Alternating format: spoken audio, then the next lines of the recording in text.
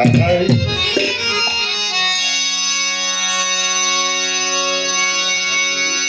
তুই অক্ষয় জলে আরে ভালো মানিক পাবিলে অক্ষয় জলে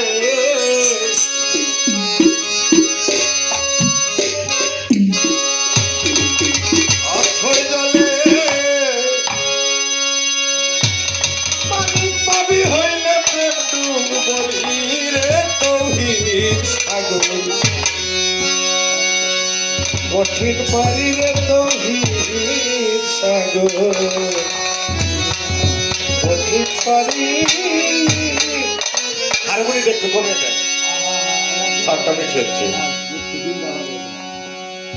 অথই জলে আরে মানিক পাবি অথই জলে ভক্ত অথই জলে মানিক পাবি হইলে প্রেম ডুবরি রে তৌহিদ সাগর কঠিন পারি রে তৌহিদ সাগর কঠিন পারি ও অথই জলে মানিক পাবি হইলে ডুবরি বাজার অথই জলে মানিক পাবি হইলে ডুবরি তৌহিদ সাগর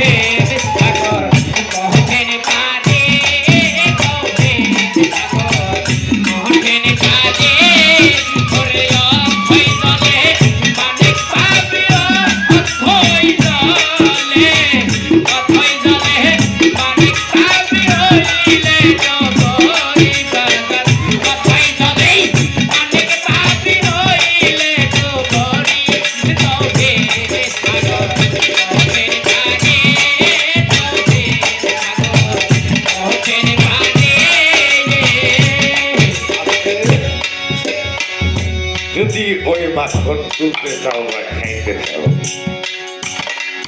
দেখো বিয়ে মাফ করে দিই। ছোটর স্বভাব নিয়ে যদি যাও, যদি ছোটর স্বভাব, ছোটর খাবার খাইতে গেলে বড় কাজে যাওয়া যাবে না। আর যদি বড় কাজে যাও তাহলে ছোটর খাবার খাওয়া যাবে না। গোলেকা সরকার যদি ছোটর খাবার খাইতে যাও স্বভাবটা ছোটরই থাকতে হবে, আর যদি বড়র কাজ করতে যাও তাহলে ছোটর খাবার খাওয়া যাবে।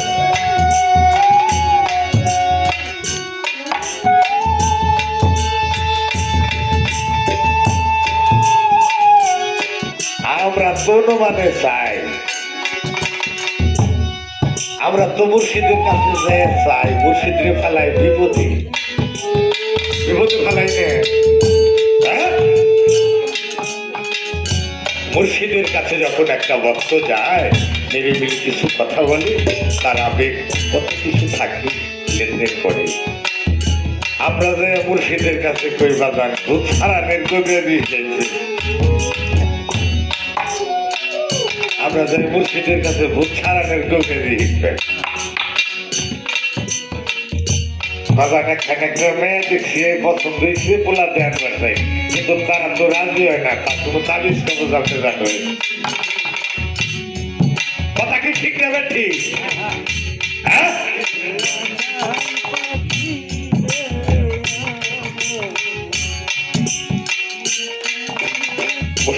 মুর্শিদের কাছে কিন্তু চাওয়া লাগে না তুলে। সন্তান যখন উপযুক্ত হয় বাবা মা বুঝতে পারে আমার সন্তানের এখন কাল প্রয়োজন, এটা বুঝি তদ্রুপ একটা মুর্শিদের যদি শতাধিক ভক্ত থাকে, আমার সাবান চান যাচ্ছে যে পুরাব চাঁদের এখনই হাই লাগবো, পুরাব চাঁদ যাচ্ছে যে নুরনবীর হাই লাগবো।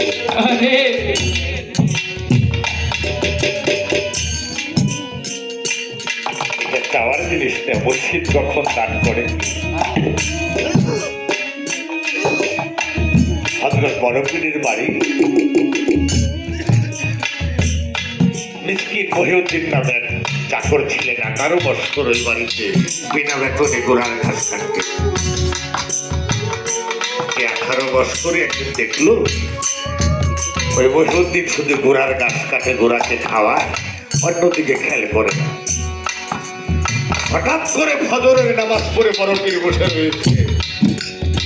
মহিউদ্দিনের মনে একটু দয়া হলো, গিয়ে বললো দয়াল আপনার বাড়ি বিনা বেতনে বিনা মায়নায় আপনার বাড়ির ঘোড়ার গাছ কাটলাম, বিনিময় কিন্তু দয়াল আমি কিছু চাইলে। তো আজকে আমার হঠাৎ করে মনে পড়লো, আমি দেখলাম এই 18 মাস ধরে আপনার কাছে বায়াত করি, কত লোক হলিয়া হলিয়া হয়ে গেল, ও দয়াল আমাকে একটু হলি বানিয়ে দেন। কথা শুনে মনে করে চুপচাপ বসে রয়েছে, চোখের দিকে তাকিয়ে আর কোনো কথা বললেন না। মহিউদ্দিন কিছুক্ষণ পীরের দিকে তাকিয়ে থেকে বলল, পীরে আমি 18টা বছর যার বাড়ি গুড়ার গাছ কাটলাম, 18 বছর পরে একটু কথা জিজ্ঞেস করলাম, উনি আমার কথার জবাব দিল না, আমি আর এই বাড়ির গুড়ার গাছ কাটবো না।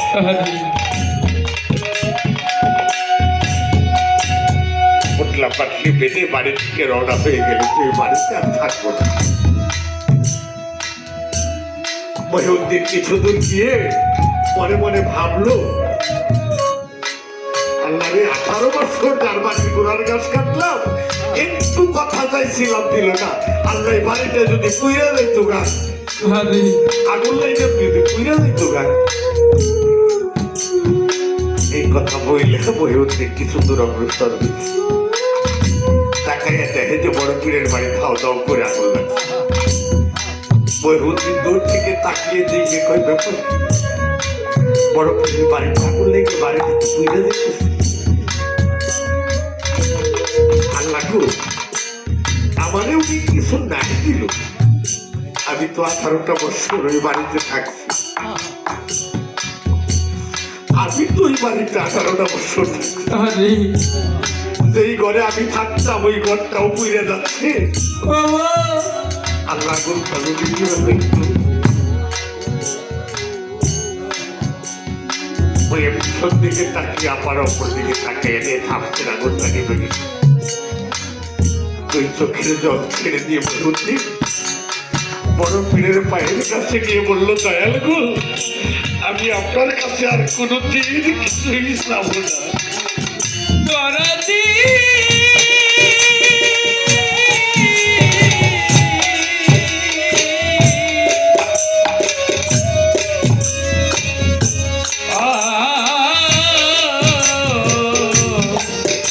আমার সদবা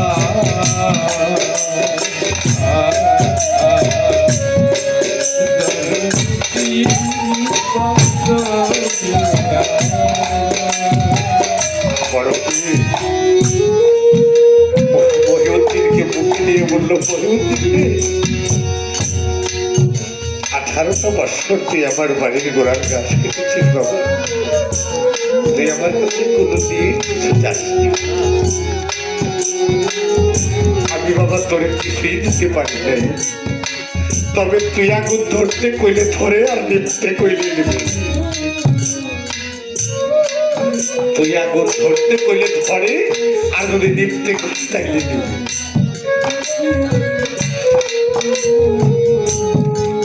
জলেখা সরকার গুরু কোন ভক্তকে কখন কি দেয় এটা বোঝা যায় না বাবু, এটা বোঝা যায় না।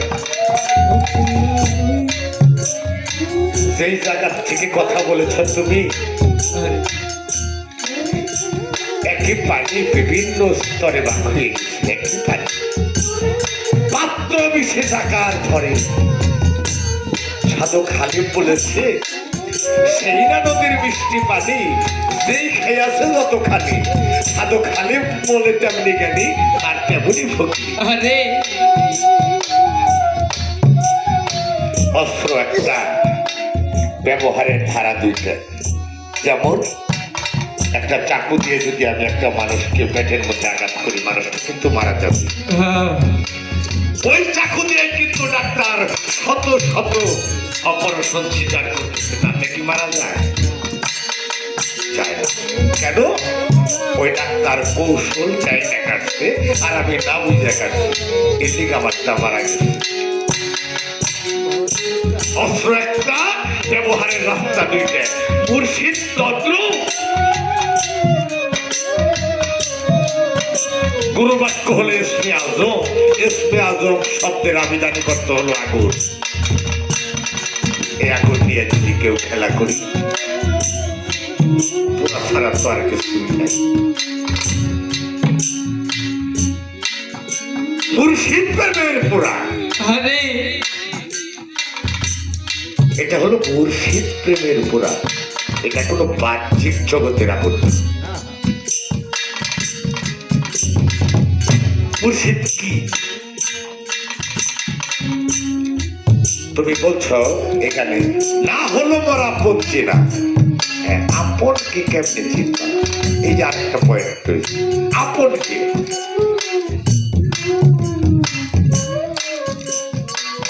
আমাকে চিনতে গেলে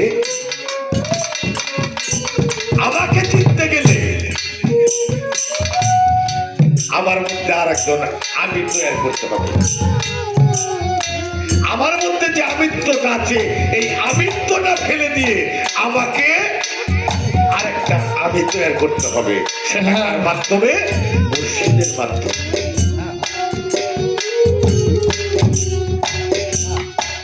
আমি বারবার এই কথাটা বলছি যে মুর্শিদ মানুষরা, নূর ভক্ত যারা, তারা যদি মনে করে নূর আমার মতো মানুষ, ও বাবা তোরাই দরবারে আর আসিস না, তোরা এই দরবারে আসিস না। পুরাতান্ত্রের ভক্ত যারা যদি মনে করে তোরা আমার মতো মানুষ, আমার লাভ নেই। মুর্শিদকে মুর্শিদ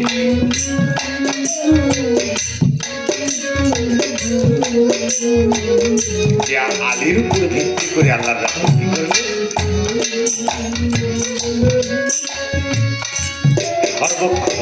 জিনিসটা কম খাবা, ভালো জিনিসটা কম খাবা, দূরত্ব রাস্তা রেস্টে থাকবা, রাত্রে কম ঘুমাবা। একটা বিষয় পাকড়ায় যখন এইখান থেকে আস্তে আস্তে আস্তে আস্তে এই যে নদীর দিকে যায়, এইখান থেকে যখন এইখানে আসি, এইখান থেকে আস্তে আস্তে নিম্নগামী হয়, এটা কি আমার একা পাওয়ারে? এই শক্তিটা কি আমার একা?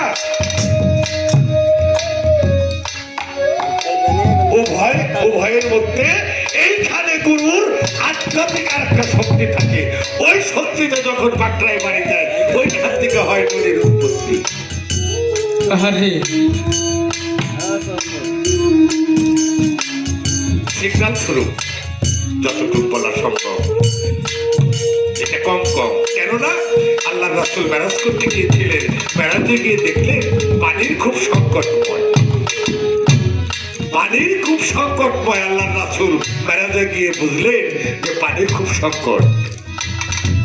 এসে সাহাবাকে ডাক দিয়ে বললেন, আলী, উমর, উসমান, আবু বকর। বললো কি বাবা, আমি তো মেরাজে থেকে আসলাম, ওইখানে থেকে আসলাম, পানি একটু সংকট, আজকে থেকে পানিটা একটু কম কম খরচ করি। এই কথাটা শোনা মাত্র আবু বকর, ওমর, উসমান এক বালতিতে গোসল করলে আধা বালতিতেও করেন, আরো কম দিয়ে করে। হ্যাঁ, এক মগ দিয়ে উজু করলে আধা মগ দিয়ে উজু করে, মানে আল্লাহ রাসূল কম করতে কইছি। একদিন হঠাৎ করে আবু বকর ওই রাস্তায় যাইতেছে, আলীর রাস্তায়, দেখে যে আলী শুধু পানি বালতি ভরতেছে আর ডালতেছে, ভরতেছে আর ডালতেছে। আলী, আবু বকর কই ঘটনা কি? হুজুর পাক কইলো পানি কম কম খরচ করার জন্য আলী নদী ডাবলে ডাবল খানে ডাল বাড়ি নিয়েছে। এই তো হুজুরের কথা মানে নাই। আল্লাহ রাসূলের কাছে যে একবার, হুজুর আপনার কাছে একটা কথা কবো, বেদবি নিয়েন না। আল্লাহ রাসূল কয়, কি কথা? কয়, আপনি বলছিলেন যে পানি কম কম খরচ করো, আজকে আলীর যা দৃশ্য দেখলাম, ও খালি বালতিতে উঠাইতেছে আর ডালতেছে, উঠাইতেছে আর ডালতেছে। আপনার কথা রক্ষা করে নাই। কয়টাই নাকি ডাকো তো আলীকে, আমি বলছি তারপরে ওই কথা। আলীকে ডাকলেন, আল্লাহ রাসূল বললেন, আলী, আমি পানি কম কম খরচ করতে বলছিলাম, তুমি তো আমার কথা রক্ষা করো নাই, তুমি নাকি বেশি বেশি ডালতেছো। আলী চোখের পানি ছেড়ে দিয়ে বলে, হুজুর গো, আমি কি আপনার কথা রক্ষা করতে পারি? আপনি যেই দিন থেকে বলেছেন যে পানি কম খরচ করতে হবে, ওই দিন থেকে আমি এক ফোঁটা পানিও খরচ করি নাই। তার শান্তিটা হলো আপনার পানি।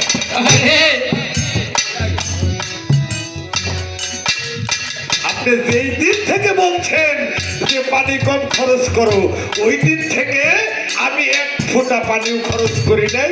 এটা সাক্ষী হলো আপনার মাইয়া।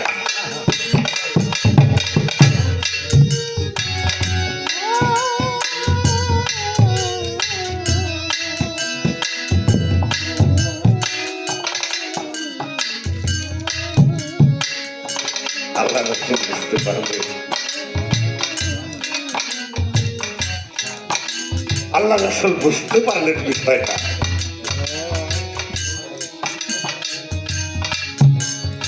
এটা কি প্রকাশ করার জিনিস? এটা কি বলা যায়? দেখা যায়, দেখানো যায় না। যে দেখেছে সে আর কাউকে কোনোদিন দেখাইতে পারবো না। আল্লাহ রাসূল আলী, আবু বকর, ওসমান, ওমর চারজনকে নিয়ে আলোচনার মধ্যে থেকে থাম করে কোথায় জানি লুকিয়ে পড়লেন। কেউ বুঝতে পারলেন না, কিন্তু আলী বুঝতে পারলেন।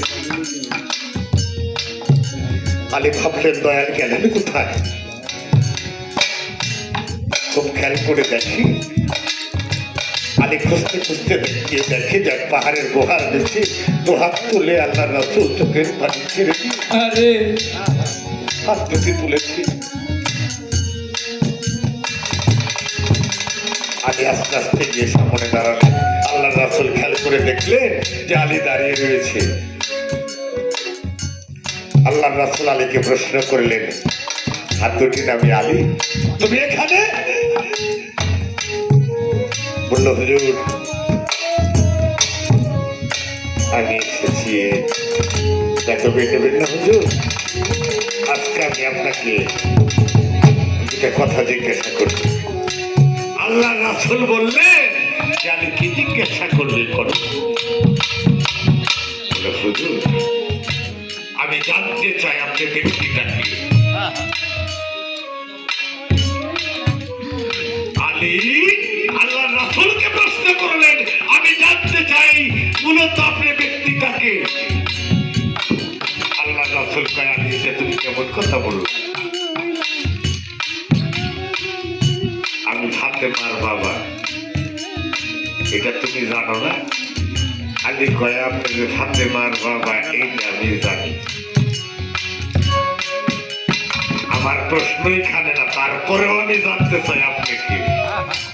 কয় আমি হযরত আলীর শ্বশুর। কয় হুজুর কইটাও আমি জানি, আমার প্রশ্নই এখানেও না, তারপরেও আমি জানতে চাই আপনি কি। আল্লাহ রাসূল কয় আমি হাসান হুসাইনের বাবা। আমি কয় করো কি গো, এইটাও আমি জানি, আমি জানতে চাই মূলত আপনি ব্যক্তিটাকে। আল্লাহ রাসূল কয় আলী রে এত কিছু বলার পরে তোর মনে রেখে গেল না, আরে তবে শুনতে আলী আমারে যে দেখছে তার আর আল্লাহ দেখার বাকি নাই।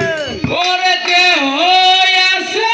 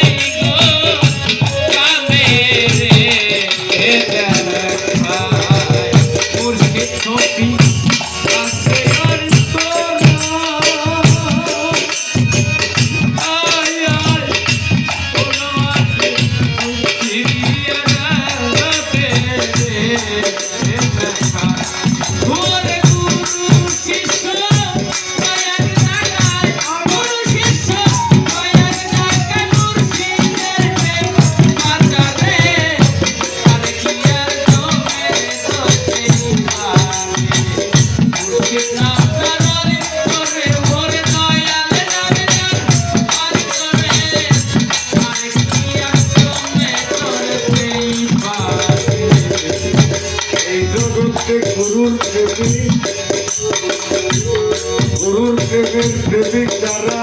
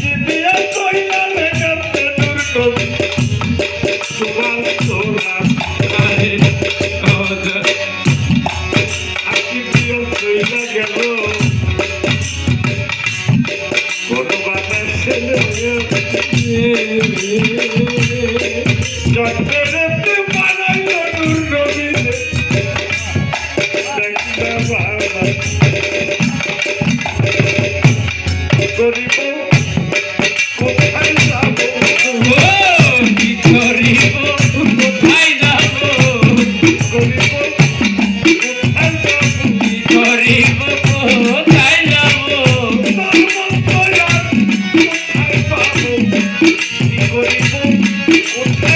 করব তৈরি কোথায় যাব কি করিব কোথায় যাব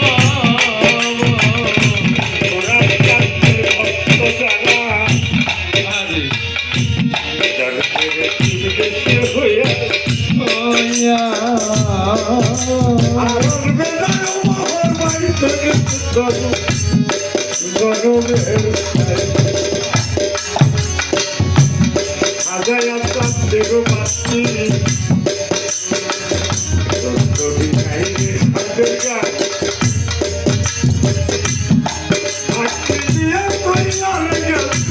আড়াইলে সোনার হবে না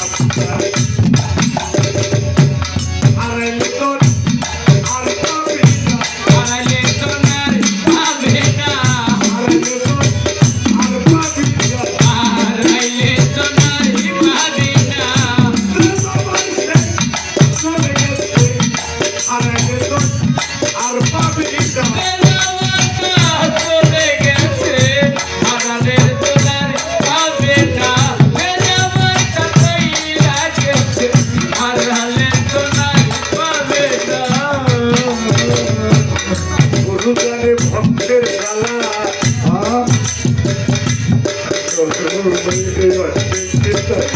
জানে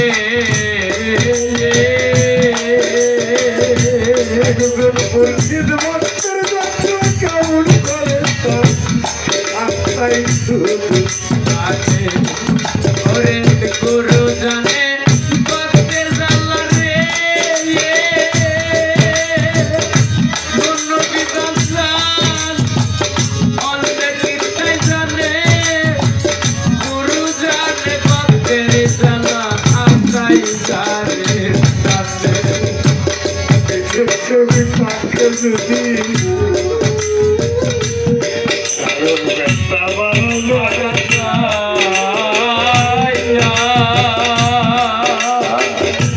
প্রতিবেশী রাজা ভিতরে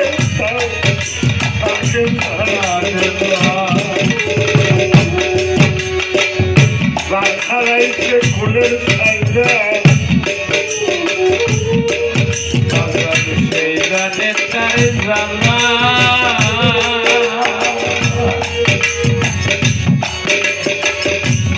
পায়ের সঙ্গে আমরা করতে পাইবে পায়ের পিছনে পায়ের রাতে পায়ের জানা আরে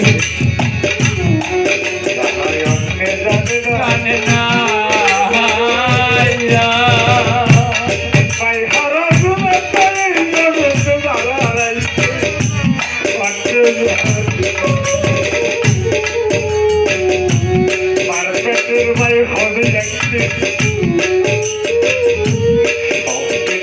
বাকি তোরা করে কারবার হবে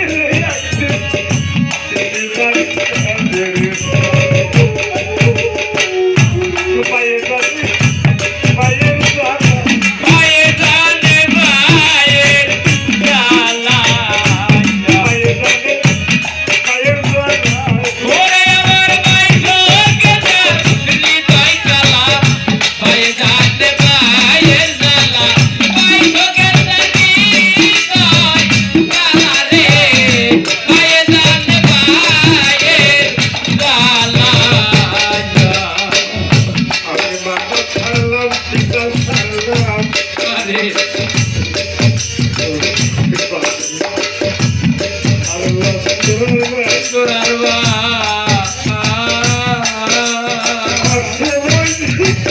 তাদের কানে করে কারবার তাদের সত্য আমি মাতা সালাম পিতা সালাম রে সালাম তোরে ভাই অসময় ঠিকানে যাই তার ছায়ায় কাকা সকলি আমায় ফাঁকি দিল রে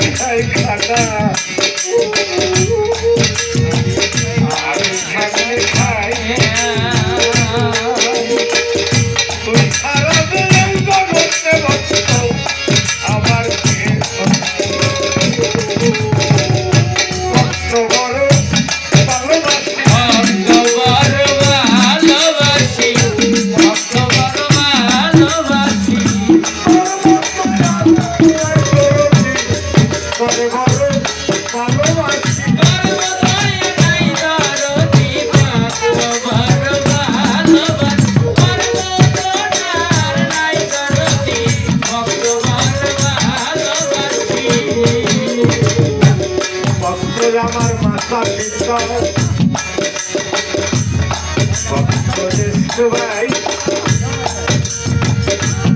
আমার ভক্তে যদি না খাই খানা ওই খানায় আমি কেমন করি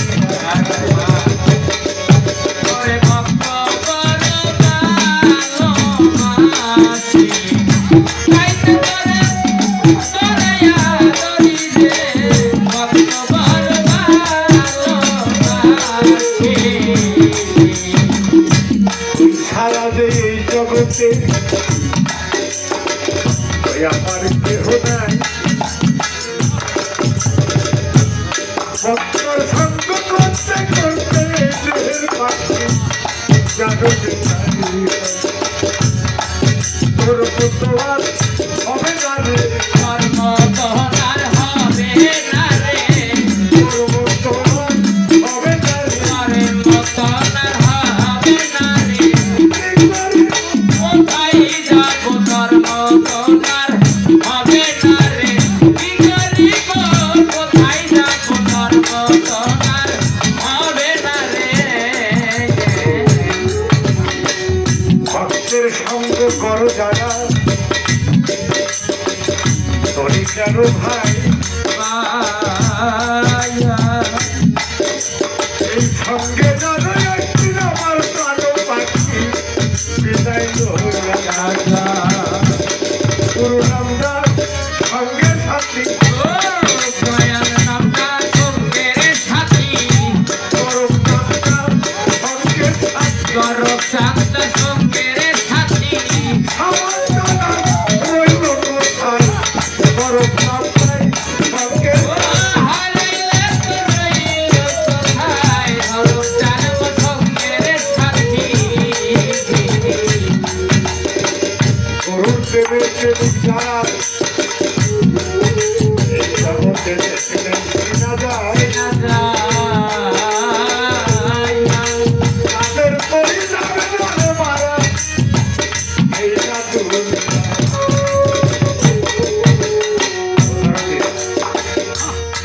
গুরু নামের